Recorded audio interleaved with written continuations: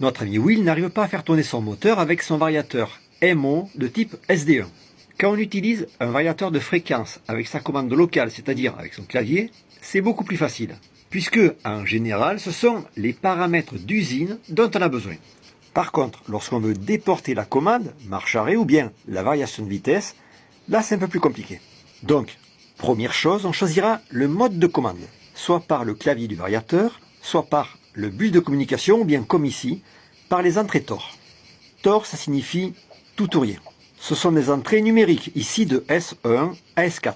A l'inverse, les signaux analogiques auront une valeur variable. Un capteur analogique permet non seulement de détecter la présence d'un objet, mais aussi de mesurer la distance qui le sépare de celui-ci.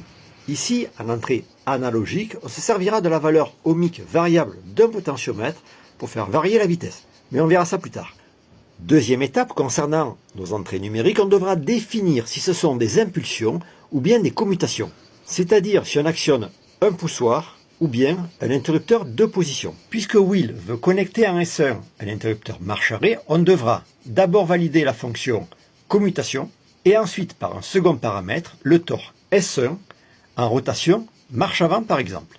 Après ça, si le moteur ne tourne pas, il se peut qu'on n'ait pas de consigne vitesse. Si le paramètre consigne de vitesse est d'origine, ça veut dire qu'avec les flèches haut et bas, on devra augmenter celle-ci. Si on veut la faire varier par un potentiomètre externe, d'abord on lui dira que la consigne doit venir d'une entrée analogique, ici paramètre 0006, et ensuite définir quelle entrée, quelle sera la nature de ce signal. On ira sur le paramètre P0007, tension entre 0 et 10 volts. Allez, pour terminer, si le moteur ne tourne toujours pas, alors on contrôlera le branchement de celui-ci, et puis s'il y a un éventuel code erreur sur l'afficheur.